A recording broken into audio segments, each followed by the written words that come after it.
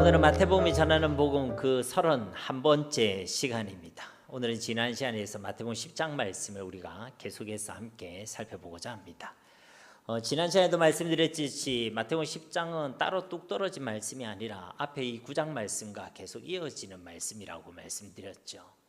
그래서 마태복음 9장 36절 말씀에 보면 무리를 보시고 불쌍히 여기시니 이는 그들이 목자 없는 양과 같이 고생하며 기진함이라. 예수님께서 모든 도시들과 모든 마을들을 두루 다니시다가 그들을 바라보니까 예수님 눈에 그들이 어떻게 보였다는 것입니까? 그들이 불쌍히 보였다는 것입니다.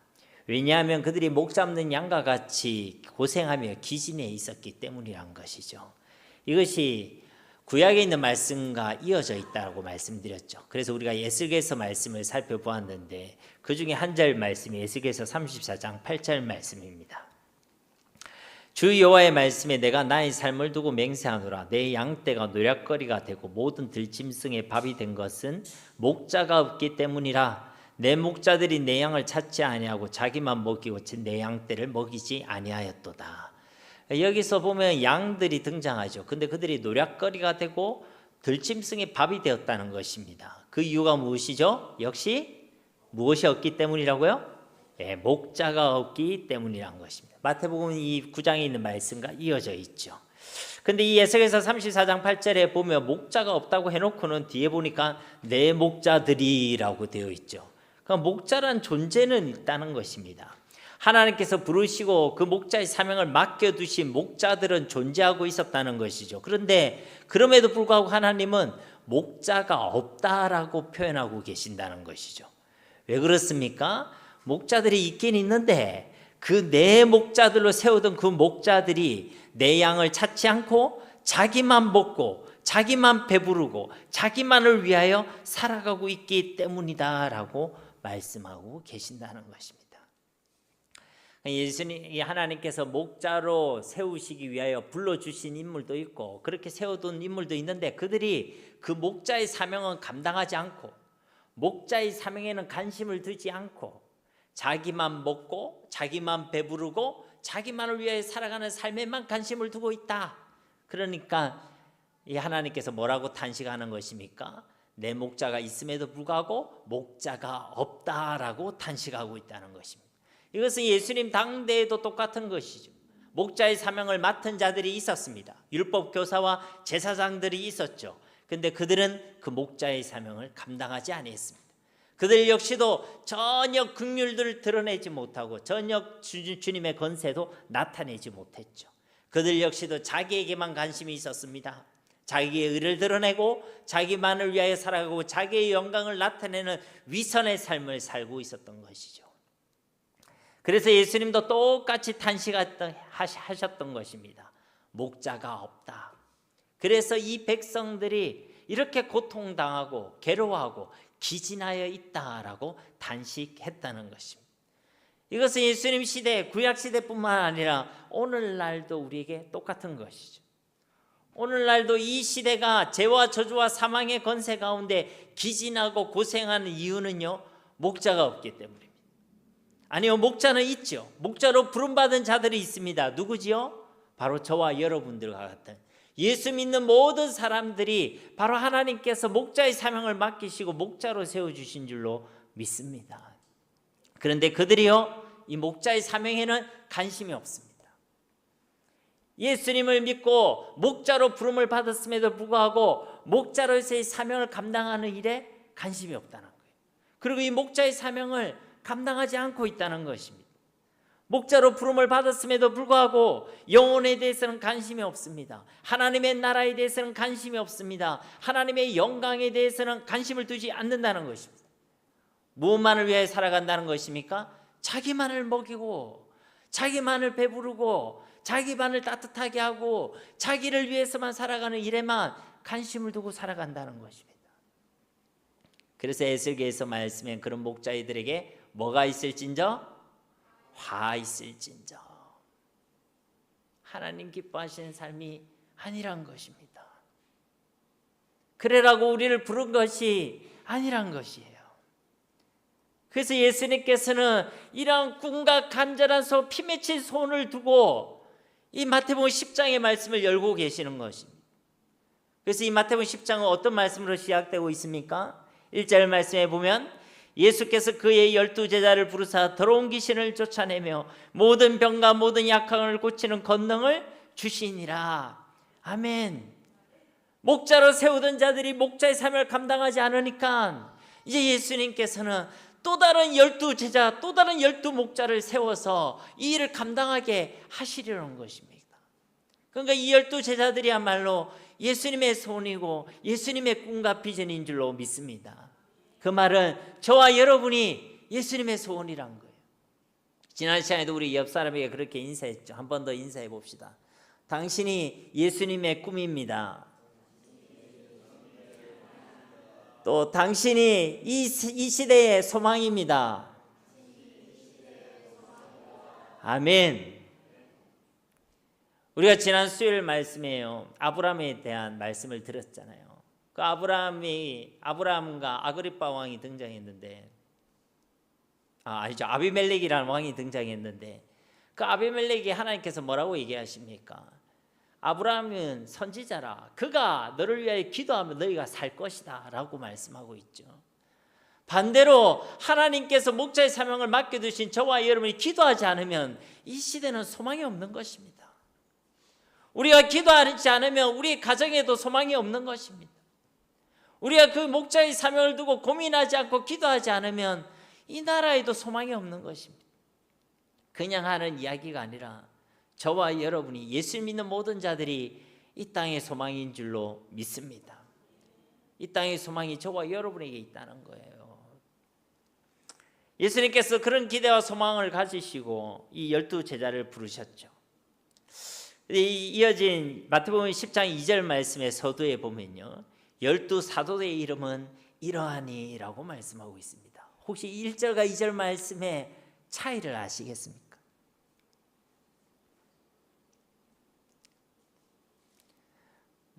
자, 알겠다. 목사님이 적당한 때에 얘기해 주세요. 2절 말씀에 보면요, 1절에는 12제자라고 얘기하죠. 근데 이 2절 말씀에는 12사도라고 얘기합니다. 여러분, 사도라는 것은 아포스톨로스라는 단어죠. 그러니까 이 단어는 아포스텔로, 보내다라는 단어에서 유래된 것입니다. 즉 보냄을 받은 자들이 바로 사도라는 것이죠. 여러분, 우리가 예수님을 믿는다는 것은요, 예수님으로부터 부름을 받은 자이다, 그리고 예수님 안에서 제자로 세우는 자이다 해서 끝나는 것이 아닙니다. 다시 이 세상으로 보냄을 받은 자들이 바로 예수를 믿는 그리스도인들인 줄로 믿습니다. 그것을 위해 우리를 부르셨다는 거예요. 그것을 위해 우리에게 믿음을 주시고 예수님의 제자가 되게 하셨다는 것입니다. 우리가 세상 가운데 나아가지 않는다면, 세상 가운데 우리에게 맡기신 그 목자의 삶을 감당하지 않는다면 우리는 엉터리라는 것이죠. 우리 신앙이 반쪽만 하고 있다는 것입니다. 우리는 세상으로부터 부름을 받았기 때문에 더 이상 우리는 세상과 같이 살아가서는 안 되는 것입니다. 세상과 구별된 하나님의 백성들로 살아가야 될 줄로 믿습니다. 여러분을 봤을 때 예수님이 보이고 하나님의 말씀이 보이고 하나님의 거룩이 생각나야지, 여러분을 봤는데 세상이 보이고 죄악이 보이면 되겠습니까? 세상으로부터 부름받았다는 건 세상과 구별되어야 된다는 것이죠. 또 우리는 예수님 안에서 예수님을 닮아가는 제자가 되어야 할 줄 믿습니다. 우리에게 생명이 주어졌기 때문에 그 생명의 증거로 우리는 변화가 일어나야 되는 것입니다. 예수 믿고 어제와 그리고 오늘과 내일이 동일해서는 안 된다는 것이죠. 물론 여러분의 얼굴은 20년 전이나 지금이나 동일했으면 좋겠죠. 그러나 우리의 신앙은 그렇게 돼서는 안 된다는 것입니다. 날마다 자라고 성장하고 변화되는 것이 하나님의 소원이고 그것이 우리에게 주신 생명의 증거인 줄로 믿습니다. 그리고 우리가 그런 신앙의 변화를 경험했다면 우리는 다시 마땅히 저 세상으로 나아가야 된다는 것이죠. 왜냐하면 저 세상으로 보냄을 받기 위하여 우리를 불러주셨기 때문에 그 목자의 삶을 가지고 우리는 세상 가운데로 나아가야 되는 줄로 믿습니다. 여러분, 이 땅 가운데서 여러 가지를 다 하고 있을 수도 있고 잘할 수도 있습니다. 그러나 여러분의 삶을 통해 예수 그리스도의 복음이 증거되지 아니하고 하나님의 나라가 세워지는 일이 없다. 그럼 우리는 헛방입니다. 우리의 삶을 통해 예수님이 증거되어지고 영혼이 구원되는 일들이 일어나지 않는다. 그러면 우리의 삶은 사실은 헛방이라는 거예요. 여러분, 진짜 예수를 믿는 믿음으로, 그리고 또 우리에게 주신 그 목자의 사명을 감당함으로 이 땅을 온전히 살아가시기를 주님의 이름으로 축복합니다.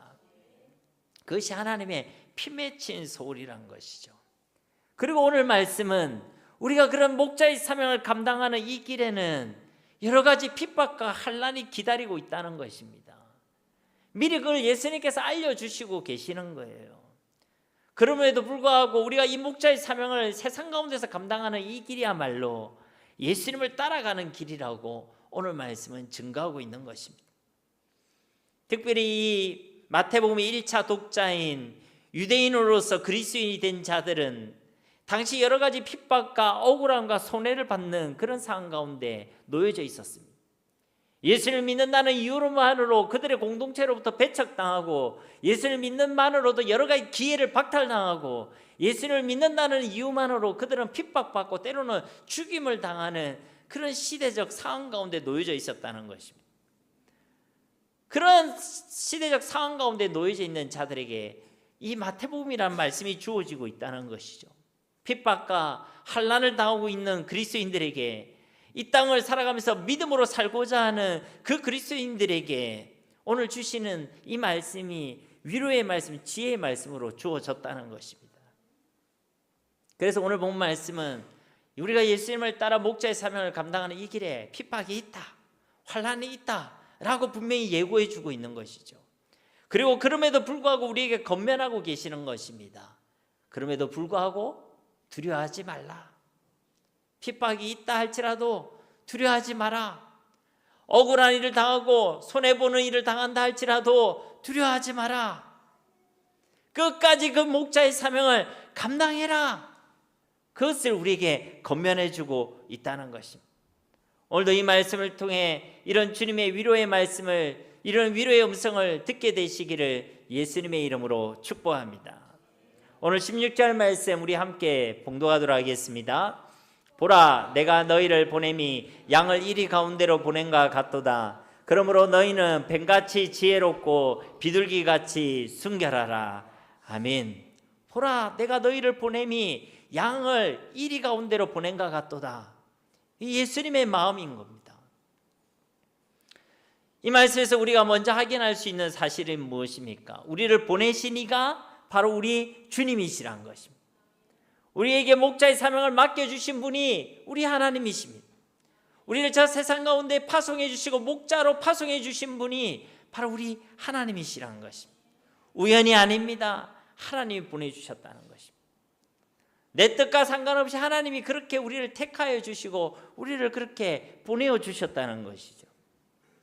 여러분, 우리의 모습을 볼 때 우리가 목자의 사명을 감당하기에 충분한 사람 같습니까? 많이 모질한 사람 같습니까? 네, 너무 크게 이야기 안 하셔도 됩니다. 우리 많이 모질한 사람이죠. 우리는 세상을 이길 힘이 없는 사람입니다. 세상의 바람 가운데 흔들리는 사람들입니다. 세상의 유혹 앞에서 우리는 쓰러지고 넘어질 수밖에 없는 사람들입니다. 작은 시험 가운데서도 우리는 실족할 수밖에 없는 사람들이죠. 예, 맞습니다. 우리는 그런 자격이 없는 사람들입니다. 그럼에도 불구하고 우리를 누가 보내셨다는 것입니까? 하나님이 우리를 친히 보내주셨다는 것입니다. 그러니까 예수님께서 우리를 보내시면서도요, 걱정되는 마음, 염려하는 어투로 지금 말씀하고 계시는 것이죠. 내가 너희를 보냄이 양을 이리 가운데로 보낸가 같도다. 여러분, 양과 이리 사이의 먹이 사슬 관계는요 분명합니다. 양이 이리를 잡아먹습니까? 아니죠. 이리가 양을 잡아먹습니다. 양을 이리들 사이에 보내놓고 가만히 놔두면요, 그 양들이 어떻게 되겠습니까? 공격당하고 뜯기고 잡아먹힐 수밖에 없는 것이죠. 그런데도 예수님께서는 그런 세상 가운데 그런 이리들 사이로 우리를요 보내셨다는 것입니다. 여러분, 예수님이 무책임한 분이십니까? 우리를 버리시는 분이십니까? 아니면 실수하셨나요? 아닙니다. 예수님은 하나님이신 줄 믿습니다. 그러므로 예수님은 실수하지 않으십니다. 우리를 위해 죽기까지 하실 정도로 우리를 참으로 사랑하시는 분이십니다. 우리를 날 몰라라 하실 분도 아니고 실수하시는 분도 아니십니다. 그분은 완전하신 하나님이신 줄 믿습니다. 그렇기 때문에 그 하나님이 나를 보내셨다는 이 사실 앞에서 우리는 저 세상 가운데로 기쁨으로 담대히 달려갈 수가 있는 줄로 믿습니다.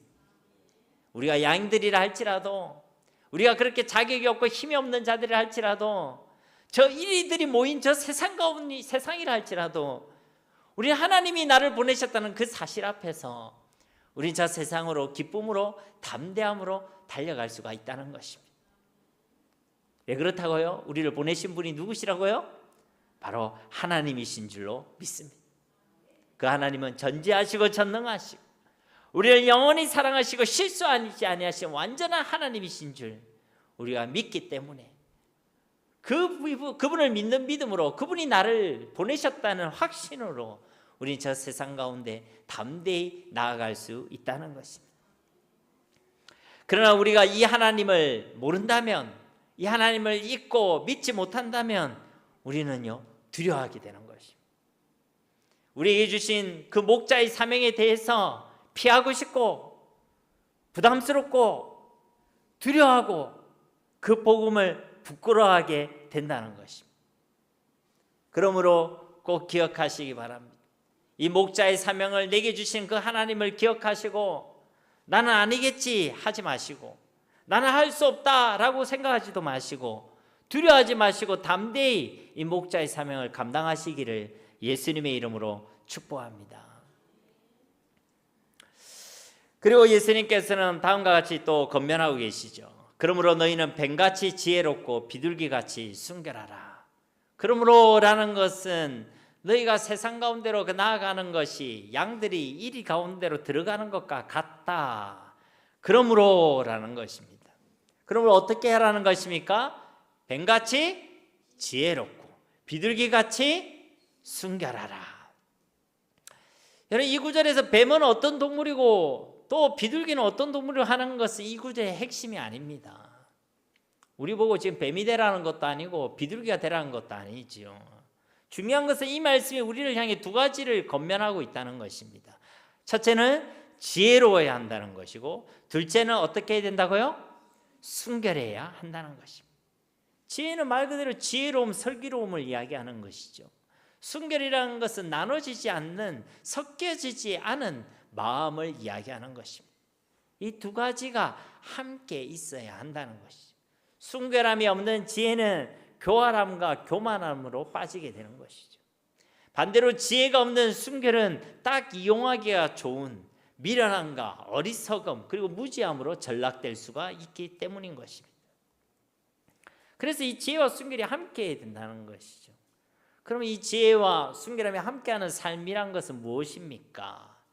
이에 대한 설명이 이제 이어지는 말씀들 속에 나타나 있는 것이죠. 결론적으로 세상과 사람을 두려워하지 않는 삶, 오직 하나님만을 믿고 하나님을 두려워하는 삶, 어떤 일들 가운데서도 끝까지 예수님을 따라가는 삶, 끝까지 이 목자의 삶을 감당하는 그 삶이 가장 지혜롭고 가장 순결한 삶의 내용인 줄로 믿습니다. 그럼 이제 그 내용을 이제 살펴보려고 한다는 것이죠. 17절 말씀 우리 함께 봉독하겠습니다. 사람들을 삼가라. 그들이 너희를 공의에 넘겨주겠고 그들의 해당에서 채찍질하리라. 아멘. 사람들을 삼가라. 이 삼가란 말은 잘 분별해라 라는 말입니다. 사람을 잘 분별해라는 것이죠. 우리 교회도 한 번씩 오시는 선교사님 부부가 있지 않습니까? 그죠? 예, 그분들이 터키에서 30년을 선교 사역하신 분들입니다. 터키는 이슬람 국가죠. 그래서 복음 전파가 자유롭지 않습니다. 예, 그분들을 통해 제 이야기를 들어보니까요, 예수님을 믿고 예수님을 전하고 또 한 사람이 예수를 믿기로 결단하고 예수님을 믿는 믿음의 주를 바꾼다는 것은요 보통 일이 아니더라고요. 그 공동체로부터 버림받고 심지어 가족이라 할지라도 제명을 당하고 어쩔 때는 생명의 위협까지도 당할 수 있는 그런 엄청난 결단과 엄청난 일이라는 것이죠. 그래서 함부로 예수를 믿는다고 고백하지 못한다는 것입니다. 몰래 예수를 믿는 것이죠. 성경책을 꽂아놔도 뒤집어서 꽂아놓고 은밀히 신앙생활하는 사람이 참 많다는 것입니다. 그래서 그 선교사님이 만난 젊은이들 중에는요, 그들에게 마음의 소원이 있는데 그 소원이 뭐냐면 그들이 나중에 예수를 믿는 배우자를 만나 예수 믿는 가정을 꾸리는 게 소원이라고 한답니다. 왜냐하면 그래야 마음에서 집안에서도 마음껏 예배할 수 있고 성경책을 뒤로 안 꽂아놔도 되고 함께 기도할 수 있으니까, 마음껏 신앙생활 할 수 있으니까 예수님 믿는 배우자 만나는 게 소원이라는 거예요. 그래서 정말 믿을 만한 관계와 신뢰가 쌓이지 않으면 그 사람들에게 예수를 믿는 이 복음을요 권유하기도 증거하기도 쉽지 않다는 것이죠. 왜냐하면 이제 그들 중에 누가 예수를 믿는다고 하면 이제 자기들끼리 고발을 하는 거예요. 저 사람 예수 믿는다고 하더라. 신고가 들어가는 것이죠. 그러면 그 사람은 좋다고 예수 믿었는데 그 뒤에는요 엄청난 일이 일어납니다. 그래서 한 선교사님 이야기를 들려줬는데, 그 오랫동안 이 복음을 전하기 위해서 오랫동안 관계를 맺고 신뢰를 쌓았다는 것이죠. 그래서 복음을 전하고 예수를 영접했습니다. 그런데요, 그럼에도 불구하고 그들 중에 누가요 이 선교사님과 그들을 고발한 거예요. 그래서 그들이 예배를 드리고 있을 때에요 막 사람들이 들이닥친 것이죠. 그리고 그 현장에서 적결 처형했습니다. 그래서 다 죽게 되었다는 것이죠. 얼마나 안타깝고 얼마나 슬픈 일입니까? 이 마태복음을 받는 1차 독자들도요 바로 이런 핍박의 상황 가운데 놓여져 있었습니다. 그래서 이와 같은 권면을 하고 있다는 것이죠. 복음을 전하되 지혜를 가지고 사람을 삼가라. 무조건 사람을 믿지 말고 무대포식으로 사람을 대하지 말고 지혜를 가지고 사람을 잘 분별해서 복음을 전해라 라고 이야기하고 있다는 것입니다. 요즘 이단들은요 정말로 총력을 다해 포교 활동을 하고 있죠. 온갖 아이디어와 접촉점을 만들어 무차별적으로 포교 활동을 하고 있습니다. 신천지 같은 사람들은 어떻습니까? 아예 교회 안에 들어와서 건실한 그리스도인 척하면서 교회 안으로 침투하고 있죠. 그냥 가만히 보고 있으면 어떻습니까? 너무나도 좋은 그리스도인들로 보입니다. 너무나도 열정 있는 성도들로만 보입니다. 착하고 선하고 나한테 그렇게 잘해주고 잘 챙겨주고 좋은 사람들로 보인다는 것이죠. 그래 우리는 어떻게 해야 된다는 것입니까? 그 사람들을 잘 분별할 수 있어야 한다는 것입니다. 오늘 말씀에도 보면 그들이 너희를 공의에 넘겨주겠고 그들의 해당해서 채찍질하리라. 그렇기 때문에 그리스도인들은요 사람을 잘 분별해야 하는 것입니다. 우리를 가장 기쁘게 하는 것도 사람이고 우리를 가장 힘들게 하는 것도 사람이죠. 그러므로 이 땅을 사랑하는 그리스도인들은요 사람을 잘 이해하고 사람을 잘 분별할 수 있어야 합니다. 한편으로는 예수 그리스도의 사랑으로 그들을 사랑해야 하는 것이고, 다른 한편은 그들을 진리의 말씀으로부터 위로부터는 주어지는 그 지혜로 그 사람을 잘 분별할 수 있어야 한다는 것이죠. 그러므로 사랑하는 성도님 여러분, 사람을 너무 믿지 마시기 바랍니다. 사람을 삼가하시기 바랍니다. 사람을 무조건 의심하라는 것이 아닙니다. 사람에게만 소망을 두고 사람을 의지하지 말라는 것입니다. 아무런 분별력 없이 사람을 대하지는 말라는 것입니다. 우리가 믿고 의지할 분은 오직 하나님 한 분밖에 없는 줄로 믿습니다. 18절 말씀에도 보시면 또 너희가 나로 말미암아 총독들과 임금들 앞에 끌려갈리니 이는 그들과 이방인들에게 증거가 되게 하려 하심이라. 예수님께서 예고의 말씀을 주시고 계시죠. 나를 따라오는 이 길, 목자의 사명을 온전히 감당하기 위한 이 길에는 핍박과 환난이 기다리고 있다. 너희가 진짜 믿음으로 살려고 할 때에, 믿는 자로 이 세상을 살아가고 할 때에 이 세상은 너희들을 환영하지 않는다라고 예고해 주고 있다는 것입니다. 예수를 믿고 살아가는 우리의 삶의 그 걸음이 꽃길이 아니란 것이죠.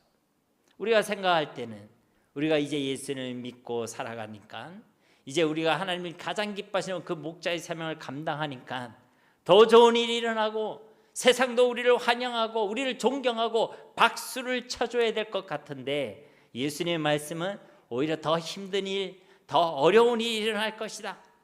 그리고 이 세상이 너희를 환영하지 않을 것이다 라고 말씀하고 계신다는 것입니다. 여러분, 이 예수님의 이 예고의 말씀 앞에 여러분이 이제 어떻게 하시겠습니까? 여러분이 예수를 믿는 그 믿음의 삶에 꽃길이 아니라 핍박과 환난과 어려움의 길이 있다라고 말씀하고 계십니다. 여러분이 정말 목자의 사명을 온전히 감당하려고 할 때에 세상이 환영하는 것이 아니라 여러분을 방해하고 박해하고 여러분을 어렵게 만들 것이다 라고 예수님이 예고하고 계십니다. 이 예고의 말씀 앞에 여러분 어떻게 하시겠습니까?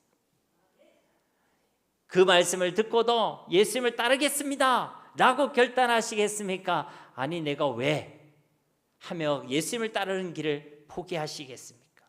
목자의 사명이고 뭐고 그냥 속된 말로 사명이고 나발이고 뭐고 간에 저 구약의 거짓 선지자들이 그러했던 것처럼 저 신약의 율법 교사들과 제사장들이 그러했던 것처럼 나는 나만을 먹이고 내 배부름과 내 즐거움만을 위하여 살아가겠습니다. 나만을 위하여 살아가겠습니다 라고 이 목자의 사명이 아닌 다른 길을 택하시겠습니까? 여러분, 이 예수님의 예고의 말씀 앞에서 그럼에도 불구하고 나는 끝까지 예수님을 따르겠습니다. 자격 없는 나를 불러주시고 내게 목자의 사명을 맡겨주시고 나를 세상 가운데 보내주시고 파송해 주신 그 주님의 사명을 끝까지 감당하겠습니다. 이런 믿음의 삶을 살아가게 되시기를 예수님의 이름으로 축복합니다. 그것이 우리에게 가장 귀한 삶, 가장 영광스러운 삶, 가장 복된 삶, 가장 가치 있는 삶인 줄 믿습니다. 그리고 예수님께서 앞서 말씀하신 대로 이런 삶이야말로 뱀과 같이 가장 지혜롭고 또 비둘기같이 가장 순결한 삶의 내용인 줄로 믿습니다. 이어지는 19절 말씀은요, 우리가 그런 핍박과 환난을 당한다 할지라도 우리에게 두려워하지 말라라고 권면하고 계시는 말씀입니다. 왜 두려워하지 말라라고 말씀하시는지 그 이유도 함께 말씀해 주고 계시는 것이죠. 19절 말씀 우리 함께 봉독하도록 하겠습니다. 너희를 넘겨줄 때에 어떻게 또는 무엇을 말할까 염려하지 말라. 그때 너희에게 할 말을 주시리니. 아멘. 예수님께서 뭐라고 말씀하십니까? 그렇게 잡혀가고 끌려가고 핍박을 받는다 할지라도 염려하지 마라, 두려워하지 마라. 그것을 우리에게 권면하고 계신다는 것입니다. 마태복음 6장에서도 예수님께서는요, 무엇을 먹을까, 무엇을 마실까, 무엇을 입을까를 두고 아무것도 염려하지 말라라고 말씀하셨죠. 그리고 오늘 이 말씀에는 그 고난의 상황과 긴급한 위기의 상황 가운데서도 아무것도 염려하지 말라라고 말씀하고 계시는 것입니다. 왜 우리 보고 염려하지 말라고 말씀하시는 것입니까? 우리가 염려를 한다 할지라도 그 염려로 그 상황을 바꿀 수가 없지요. 그리고 우리의 그 모든 상황을 누가 알고 계십니까? 하나님이 알고 계시고 하나님이 주관하고 계시고 하나님이 다스리고 계시기 때문에 그런 줄로 믿습니다. 그래서 우리에게 아무것도 염려하지 말라, 아무것도 두려워하지 말라라고 말씀하고 계신다는 것입니다. 오늘 이 주님의 말씀이 저와 여러분의 귀에 생생하게 들리는 우리 주님의 음성이 될 수 있기를 예수님의 이름으로 축복합니다. 여러분, 한 사람 한 사람의 이름을 부르시면서 예수님이 친히 말씀하고 계시는 거예요. 아무것도 염려하지 말라, 아무것도 두려워하지 말라. 20절 말씀도 보시면 말하는 이는 너희가 아니라 너희 속에서 말씀하시는 이 곧 너희 아버지의 성령이시니라. 아멘. 그 위기의 상황 가운데서도 우리에게 할 말을 주시는 분이 계신다는 것입니다. 그 위기의 상황 가운데서도 우리가 무엇을 말해야 할지, 무엇을 선택해야 할지, 우리가 어떤 길로 가야 할지, 우리가 어떤 삶으로 하나님 앞에서 살아가야 될지 그것을 알려주시는 분이 계신다는 것입니다. 누구이십니까? 바로 성령 하나님이신 줄 믿습니다. 너희 아버지의 성령이시니라. 여러분, 우리가 목자의 사명을 감당하려고 저 세상에 나아갈 때 어떻게 해야 할지 고민할 필요가 없습니다. 우리가 간절한 마음에 손을 뻗고 우리가 나아갈 때 하나님께서 우리가 어떻게 살아가야 할지, 무엇을 말해야 할지 성령 하나님께서 다 알려주실 줄로 믿습니다. 이런 복음은요, 우리 말의 능력이 있는 것이 아닙니다. 언제도 제가 말씀드렸지만, 제가 어떤 한 분이 병환이 위급하다 해서, 위중하다 하셔서 찾아간 적이 있습니다. 제 혼자 간 게 아니라 제 위에 선임 목사님 한 분과 같이 갔거든요. 같이 갔는데 그 이제 복음을 우리에 제시해야 되는데 누가 전할 것인가 했는데, 그래도 선임 목사님 있으니까 선임 목사님이 전하기로 했죠. 그 복음을 전하는데 정말로 딱딱하게 전하시더라고요.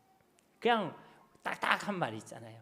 전혀 저도 말이 재미난 사람은 아니지만 더 재미없게, 예수님 당신은 죄인입니다. 예수님 믿어 구원받습니다. 하나님 만나는 길은 예수님밖에 없습니다. 그야말로 책 읽듯이 예수님을 전하더라고요. 그래서 내가 제 생각에 뒤에서 무슨 생각을 했냐면, 아니 저렇게 복음을 재미없게 전할 수 있나. 그리고 사람이 좀 뭔가 교감도 하고 소통도 하고 그러면서 복음을 대화하듯이 복음을 전하면 얼마나 좋겠노. 제 속으로 그렇게 생각했습니다. 근데 이제 결론적으로요, 그분이 예수님을 영접했어요. 예수님 영접하고 나서 소감을 딱 묻는데 그분이 제가 충격적인 얘기를 했어요. 뭐라고 얘기하냐면, 목사님, 제가 이때까지 많은 목사님 말씀을 들었는데 목사님과 같이 재미난 설교를 처음 들어봤습니다. 와, 나 그 얘기 듣고 충격받았죠. 아니 그냥 저렇게 재미없게 저렇게 딱딱하게 얘기하는데 그분이 뭘로 들은 거예요? 세상에서 제일 재미난 말씀을 들은 거예요. 오늘 제가 혹시 개떡같이 전하더라도 찰떡같이 듣게 되는 성령의 역사가 있기를 예수님의 이름으로 축복합니다. 여러분, 말씀과 복음은 말의 능력이 있는 게 아닙니다. 여러분, 성령을 사모하는 자에게 성령의 역사로 말미암아 하나님께서 일하시는 것이 하나님의 말씀인 줄 믿습니다. 저는 오늘도 그것을 믿고 의지하고 말씀을 전하는 거예요. 제 말에 무슨 능력이 있겠습니까? 제 말에 무슨 설득력이 있겠습니까? 성령이 역사하시고 성령의 은혜를 사모하는 자에게 하나님께서 일하시고 하나님의 은혜가 주어지는 줄로 믿습니다. 하나님께서 우리에게 전할 말을 주신다는 거예요. 우리가 똑바로 말하지 않더라도, 똑바로 혹시 살지 못한다 할지라도 이것을 사모하는 자를 통하여 하나님께서 일하시고 역사해 주시는 줄 믿습니다. 요한복음 14장 26절 말씀에도 보혜사 곧 아버지께서 내 이름으로 보내실 성령, 그가 너희에게 모든 것을 가르치고 내가 너희에게 말한 모든 것을 생각나게 하리라. 아멘. 우리에게 전할 말을 가르쳐 주시고 우리에게 전할 말을 생각나게 하시는 분이 계신다는 것이죠. 그분이 바로 보혜사 성령 하나님이신 줄 믿습니다. 요한복음 15장 26절에도 내가 아버지께로부터 너희에게 보낼 보혜사 곧 아버지께로부터 나오시는 진리의 성령이 오실 때에 그가 나를 증언하실 것이요. 성령 하나님께서 친히 증거하실 것이기 때문에 너희는 두려워하지 말라, 담대하라는 것입니다. 그분이 우리의 삶을 지도하시고 그분의 삶을 우리로 하여금 그 목자의 삶을 감당하게 하시고 그분이 우리의 삶의 소리를 통하여 또 우리 입술에 증거되는 그 복음 속에 일하여 주실 것이기 때문에 너희는 조금도 염려하지 말라는 것입니다. 담대하라는 것입니다. 두려워하지 말라는 것입니다. 이런 의미에서 볼 때에 나의 지혜, 사람의 지혜, 세상의 지혜를 구하는 삶이 아니라 성령 하나님, 지혜의 영이신 성령 하나님을 의지하고 그분을 믿는 삶이야말로 가장 지혜롭고 가장 순결한 삶의 내용인 줄로 믿습니다. 그러니 항상 성령의 충만함을 간구하시기 바랍니다. 여러분이 성령으로 충만하면, 은혜로 충만하면 여러분이 원하든 안 원하든 여러분의 그 삶을 통해 여러분은 목자의 사명을 온전히 감당하게 될 줄로 믿습니다. 21절 말씀에 장차 형제를 아버지가 자식을 죽는데 내주며 자식들이 부모를 대적하여 죽게 하리라. 그렇죠. 가족끼리도 믿을 수 없는 시대가 온다는 것입니다. 가족끼리도 예수 믿으면 고발하는 시대가 온다는 것이죠. 북한에는 지금 그 일들이 일어나고 있는 것이고 이슬람 국가에도 이런 일이 지금 일어나고 있는 것이죠. 오히려 가족이요 더 나를 방해하고 가족이 더 나를 반대하고 가족이 나를 더 핍박하는 일들이 일어난다는 것입니다. 여러분, 가장 가까운 가족이요 나에게 힘이 되면 세상에 그 누구보다도 큰 힘이 되겠죠. 반대로 나의 가장 가까운 가족이 나를 반대하고 나를 핍박하면요, 그것만큼 괴롭고 힘든 일은 없을 것입니다. 그런데 그런 일들이 마지막 때에 이 세상 가운데 계속 이 땅에 일어날 거라는 것입니다. 이것을 미리 예수님께서 예고해 주시고 계시는 것이죠. 마음을 지키라는 것입니다. 마음을 단단히 묵으라는 것입니다. 그러니까 더더욱 나를 보내신 하나님, 나의 모든 것을 아시는 하나님, 나와 함께 하신 그 성령 하나님을 믿고 의지하라는 것입니다. 그것 때문에 실망하지도 낙심하지도 지치지도 낭망하지도 말라는 것입니다. 더 이상 염려하거나 더 이상 두려워하지도 말라는 것입니다. 22절 말씀 우리 함께 봉독하도록 하겠습니다. 또 너희가 내 이름으로 말미암아 모든 사람에게 미움을 받을 것이나 끝까지 견디는 자는 구원을 얻으리라. 아멘. 역시 내 이름, 누구 이름이죠? 예수님 이름. 예수님의 이름으로 세상으로 나아갈 때는 세상의 모든 사람들에게 미움을 받게 된다는 것입니다. 그리스도인들은 평생 이 땅을 살아가면서 이런 미움을 받게 되는 것이 당연한 것입니다. 이런 미움을 받지 않는다, 그게 오히려 이상한 것입니다. 일부러 미움을 받으라는 것이 아닙니다. 우리가 예수님의 이름으로 세상으로 나아갈 때에, 우리가 믿음으로 살고자 할 때에, 세상 속에서 믿음을 드러내려고 할 때에 우리는 이런 미움을 받게 되어 있다는 것이죠. 여러분, 예수님을 보십시오. 그분은 화평의 왕으로 오셨고 겸손의 왕으로 오셨습니다. 이런 예수님도요, 미움을 받으셨습니다. 핍박을 받으셨죠. 반대를 맞으셨습니다. 그러므로 그리스도인들이 세상과 무조건 화평하고 세상의 모든 사람들에게 사랑을 받아야 한다는 것은요, 착각입니다. 엉터리입니다. 예수님도 못하신 일을 나는 할 수 있다고 생각하는 것이요, 틀린 것이고 교만입니다. 여러분, 진리는요, 비진리와 섞일 수가 없습니다. 그래서 부딪히는 거예요. 그래서 우리가 다음 시간에 살펴보겠지만 예수님께서는요, 화평을 주러 오신 것이 아니라 검을 주러 오신 것입니다. 진리는요, 원래부터 배타성을 가지고 있어요. 사람들은 자꾸만 기독교를 가리켜 왜 그리 이기적이고 배타적이고 독선이냐 이렇게 이야기합니다. 그래서 이 기독교 빼고는 다 같이 하나 되자고 하잖아요. WCC 다 하나 되자고 하는 거잖아요. 모든 연합이 어차피 우리가 착해보자, 선을 이루자, 착하게 살자, 우리가 바르게 살자, 이념이 똑같으니까 우리는 같이 될 수 있다. 천주교도 불교도 이슬람교도 우리 같이 손에 손잡고 함께 우리가 종교생활하자, 함께 신앙생활하자. 여기 우리 아멘 하면 돼요, 안 돼요? 아멘 할까 봐 깜짝 기대했네. 여러분, 진리는요, 원래 배타성을 가지고 있습니다. 유일하기 때문에 진리인 것이에요. 이것만이 옳고 이것만이 구원인 것이기 때문에 진리인 것입니다. 이래도 좋고 저래도 좋고 하는 것은요, 진리가 아닌 것입니다. 그래서 기독교는요, 이것도 좋고 저것도 좋다라고 얘기하지 않습니다. 오직 예수님만이 구원이라고 얘기하는 거예요. 죄를 해결해 주실 분도, 사탄의 것을 꺾으실 분도, 하나님 만나는 길도 오직 예수님밖에 없다고 분명히 증거하는 것이죠. 이 복음에는 어떠한 양보도 없는 것입니다. 어떠한 타협도 없는 것입니다. 목숨을 걸고 우리는 이것을 진리라고 지켜내는 것이고, 그래서 순교자도 일어나게 되는 것이죠. 그것을 독선적이다, 배타적이다 말해도 어쩔 수가 없습니다. 기독교는요, 성경을 기준으로 얘기하기 때문에 죄는 죄라고 얘기하는 것입니다. 우리가 동성애자를 긍휼히 여기지만 동성애는 분명히 명백한 죄라고 이야기하는 것이죠.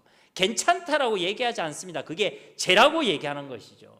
부모는 자녀를 공경해야 되고, 부모는 자녀를 사랑해야 되고, 자녀는 부모를 공경해야 된다고 분명히 가르치죠. 요즘 나라는 어떻습니까, 여러분? 요즘 체벌건지법 이런 게 생겼잖아요, 그죠? 체벌하면 고발당합니다. 제 아는 분도요, 딸한테 고발당했어요. 그리고 1년간 교육을 받았습니다. 눈물을 흘리면서 얘기하더라고요. 딸이 잘못된 길로 가고 있는데 말을 못하겠다는 거예요. 딸이 엉터리로 살고 학교 생활도 똑바로 안 하고 삶도 무너져 있는데 말을 못하겠다는 겁니다, 여러분. 그러나 교회는 이야기해야죠. 그게 죄다. 그거 옳은 거 아니다. 우리는 말씀이 진리이기 때문에 세상과 타협할 수가 없는 것입니다. 남편은 오직 한 아내만을 사랑해야 되는 것이고 아내는 남편을 줄을 대하듯이 존경해야 된다고 우리는 그래서 가르치는 것입니다. 뭐 이 한 남자가 이 여자도 만날 수 있고 저 여자도 만날 수 있고 그것이 성적 자기 결정거리고 자기 성적 기양이 무슨 기호이다 이런 이야기 할 때가 아니란 거예요. 우리는 진리만을 얘기하는 것입니다. 우리도 누구보다도 사람을 존중하고 인권을 지켜줘야 된다고 가르치지요. 그러나 사람과 사람의 인권을 하나님과 하나님 말씀보다 중하다고 우리는 가르치지 않습니다. 하나님 위에 사람이 있는 게 아니란 거예요. 그러니까 세상이요 기독교를 싫어하는 것입니다.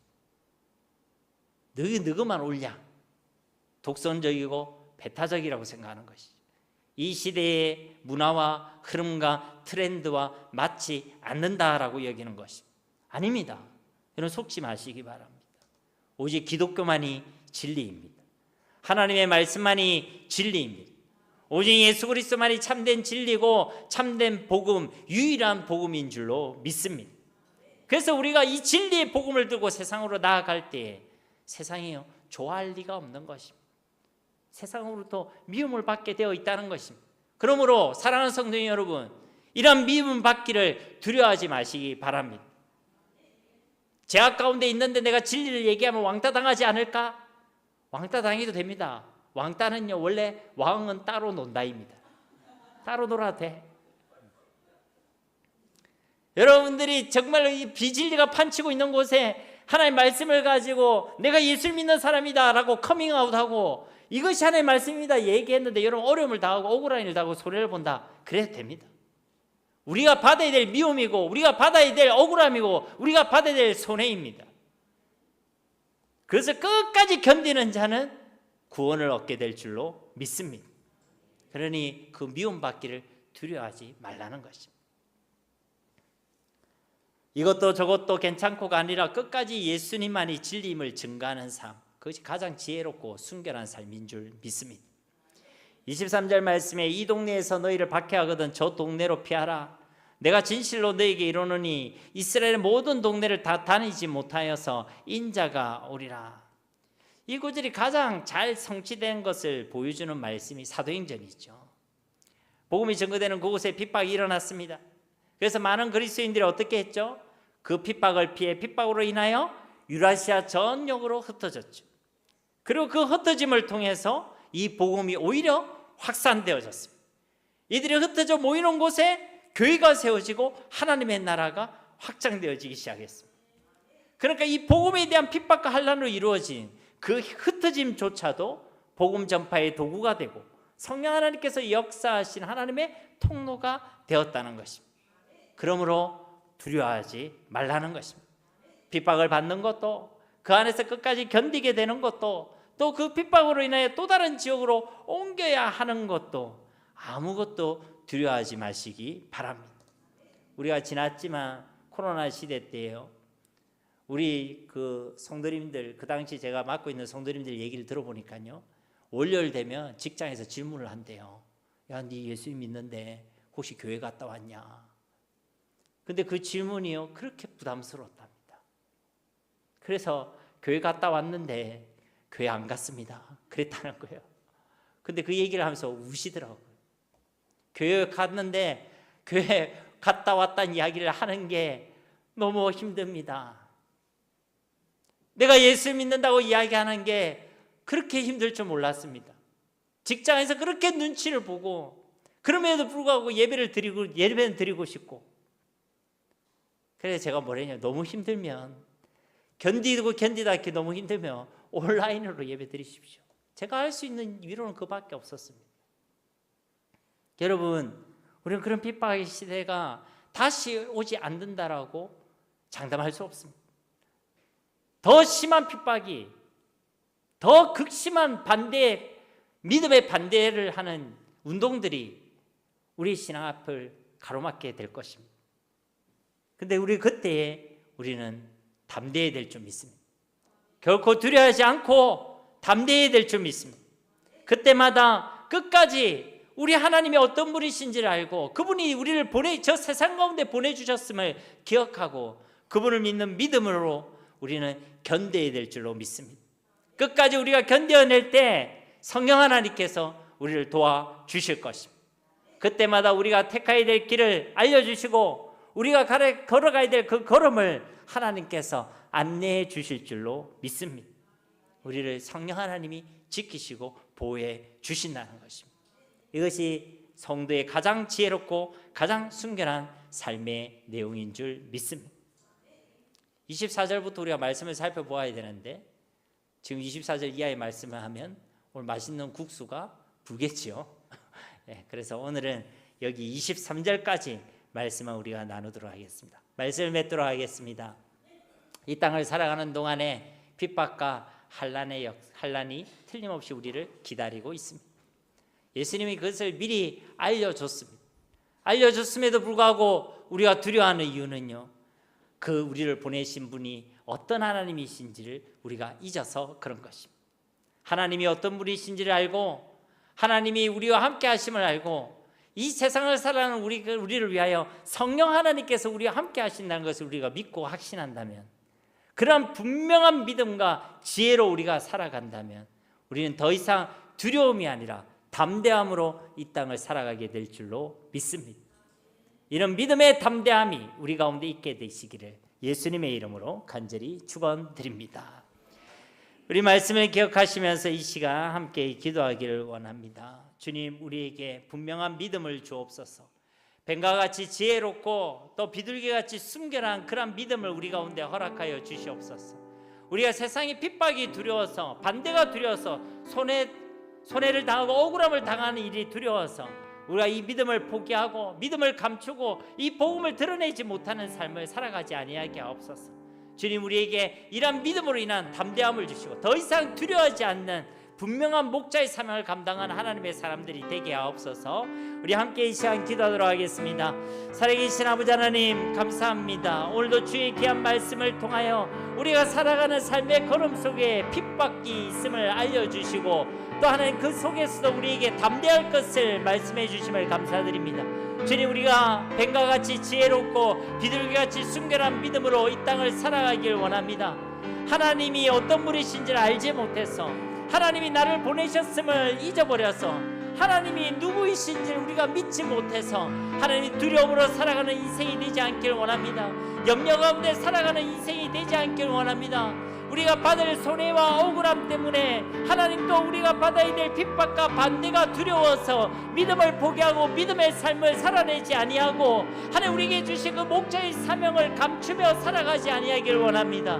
주님, 우리에게 담대함을 허락하여 주시옵소서. 죽음의 위기 앞에서도 담대히 살아가게 하옵소서. 믿음의 담대함이 있게 하시고 우리를 모든 두려움과 염려 가운데서 건져주시며 하나님, 우리가 믿음으로 살아가게 하옵소서. 주님을 아는 지혜로 주님을 믿는 믿음으로 살아가게 하옵소서. 이 시대와 사람을 분별할 수 있는 지혜로 또 흔들리지 않고 나뉘지 않는 분명한 믿음으로 살아가게 하여 주시옵소서. 어떤 반대 가운데서도, 어떤 핍박 가운데서, 어떤 위협 가운데서도 주님, 우리가 믿음을 지켜내게 하시고 믿음을 드러내게 하시고 믿음으로 살아가게 하시고 이 복음을 부끄러워하지 아니하게 하시고 자기만을 위해 살아가는 자들이 아니라 이 목자의 사명을 감당하는 참된 목자들, 참된 예수의 제자들이 다 되어지게 하여 주시옵소서. 오늘도 이 말씀이 우리에게 성취되어지는 하나님의 말씀이 될 줄로 믿습니다. 우리 가운데 역사하실 주님을 기대하오며 예수님의 이름으로 간절히 기도드립니다. 아멘.